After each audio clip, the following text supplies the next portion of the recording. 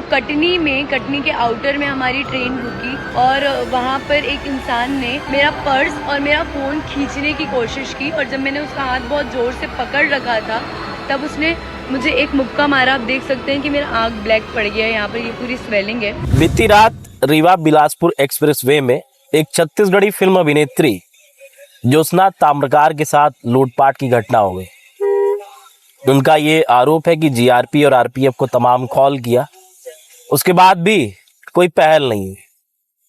वो बीते 17 जून को अपनी मौसी के घर गई थी, कोई पारिवारिक फंक्शन था, जिसके बाद कल वो रात को लौट रही थी। रात में करीब 2 बजे के आसपास जब ये ट्रेन कटनी पहुंचती है तो 15 से 20 जो है नकाबपोश बकायदा ट्रेन में घुसते हैं, लूटपाट की घटना को अंजाम देते हैं। उनका यह भी कहना है कि बहुत से यात्री उस समय सो रहे थे और ज्योत्सना उस समय अपना मोबाइल चला रही थी।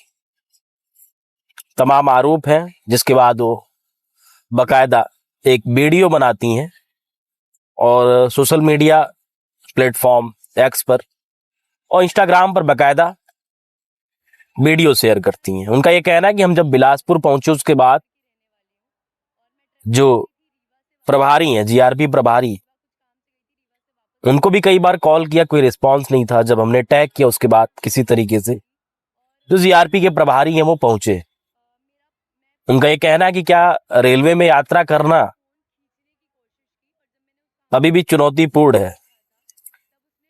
गौरतलब है कि जो कटनी का इलाका पड़ता है, चूंकि वो जंगली इलाका है और अमूमन आज भी वहां पे ऐसी घटनाएं समय समय पर होती रहती हैं।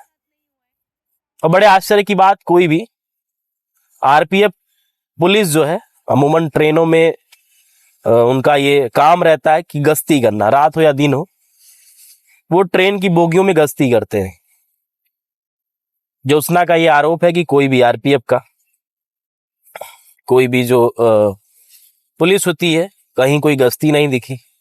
और हमने कई बार 139 जो टोल फ्री नंबर है कई बार कॉल किया, उसके बाद भी कोई जो जवाब होना चाहिए, मतलब कॉल ही नहीं उठी।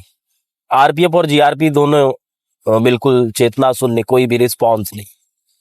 बकायदा जब वो अपनी वीडियो बनाकर एक्स पर पीएम को फिर रेलवे मिनिस्टर को टैग करते हैं, उसके बाद जाके बिलासपुर में जो जीआरपी के प्रभारी हैं वो संज्ञान लेते हैं। इनका ये भी आरोप है कि जीआरपी के जो प्रभारी हैं गुमराह करने का प्रयास किया। ज्योत्सना का ये भी कहना है कि जब हमारी मम्मी नानी के समय करीब 30-35 साल पहले भी ऐसी घटनाएं होती थी और आज भी ये घटना हो रही है। जिस हिसाब से पहले के समय में घटनाएं होती थी वो घटनाएं आज भी हो रही, तो फिर परिवर्तन क्या हुआ?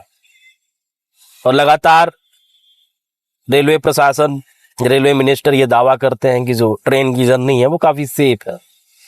जो पहले लूटपाट की घटना होती थी वो घटनाएं अब नहीं होती हैं। नमस्कार, मेरा नाम ज्योत्सना है और मैं दुर्ग छत्तीसगढ़ की रहने वाली हूँ और मैं ट्रैवल कर रही थी रीवा से वापस बिलासपुर। रीवा कुछ काम से गई थी, रीवा से वापस बिलासपुर आ रही थी तो कटनी के आउटर में हमारी ट्रेन रुकी और वहाँ पर एक इंसान ने मैं खिड़की से मेरा पर्स और मेरा फ़ोन खींचने की कोशिश की और जब मैंने उसका हाथ बहुत ज़ोर से पकड़ रखा था तब उसने मुझे एक मुक्का मारा। आप देख सकते हैं कि मेरा आँख ब्लैक पड़ गया है, यहाँ पर ये पूरी स्वेलिंग है।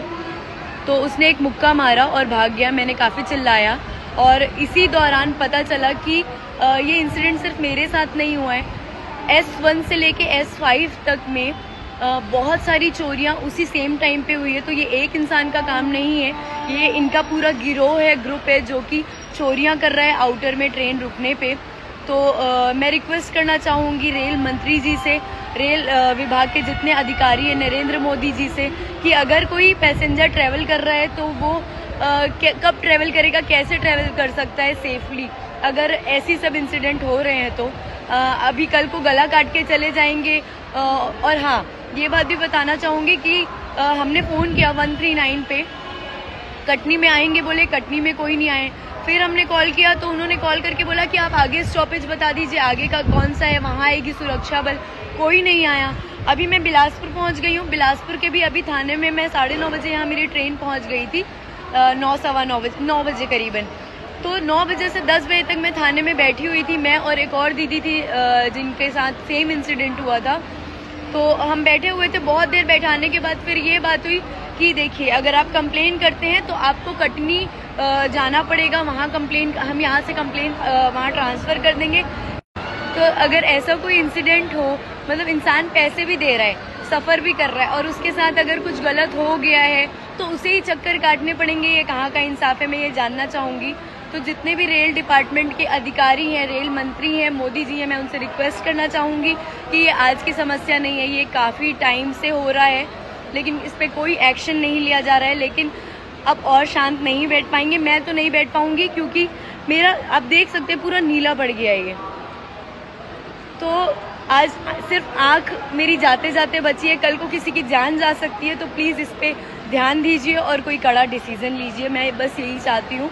नमस्कार, जय जोहार।